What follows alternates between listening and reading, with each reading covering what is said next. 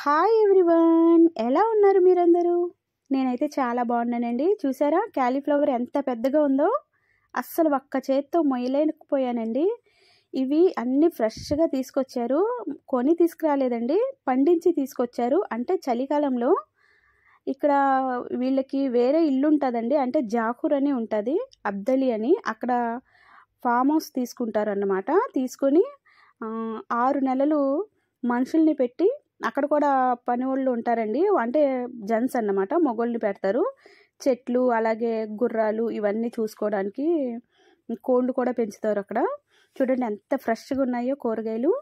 ఇవన్నీ అక్కడి నుంచి తీసుకొచ్చారండి. ఈ 6 నెలలు అన్నీ పండిస్తారన్నమాట. ఈ అరబ్ కంట్రీస్లో 6 నెలలు చలి ఉంటే 6 నెలలు ఎండాకాలం అండి. ఎండాకాలంలో అయితే అసలు ఏమీ చెట్లు ఏం రావు, కానీ ఈ చలికాలంలో మాత్రం చెట్లు బాగా వస్తాయి. చూసారా ఎంత ఫ్రెష్గా ఉన్నాయో కాయగూరలు. ఇక్కడ ఏంటంటేనండి, అరబ్ కంట్రీస్ కాబట్టి శుక్రవారం శనివారం సెలవులండి, స్కూల్ ఉండదు. ఆదివారం స్కూల్ ఉంటుంది.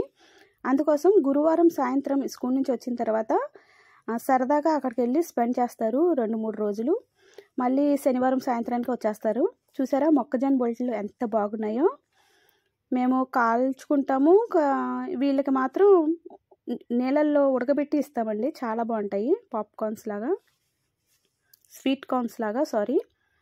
చూసారా ఫ్రెష్గా ఉన్నాయండి. వంకాయల్లో 2 రకాలు, మళ్ళీ కొత్తిమీర పుదీనా, ఇంకా వాళ్ళు తినే ఈ అరబ్ కంట్రీస్లో ఎక్కువగా ఆకులు తింటారండి. దీన్నేమో జర్జీర్ అంటారు.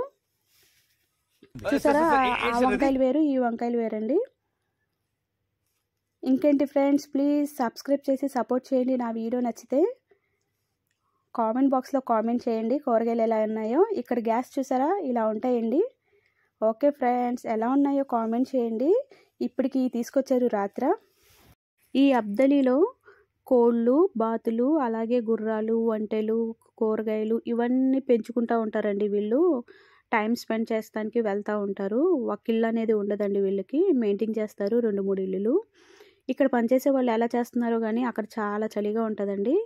చూడండి ఇంట్లో ఉండే మేము హీటర్ పెట్టుకుంటున్నాము, మరి వాళ్ళు ఎలా ఉంటున్నారో. ఓకే ఫ్రెండ్స్, మీకు వీడియో నచ్చితే సబ్స్క్రైబ్ చేయండి. Bye friends. చెప్పడం మర్చిపోయాను, ఈ క్యాలీఫ్లవర్తో మా ఆంటీ గారు పచ్చడి పట్టారు, నిల్వ పచ్చడి.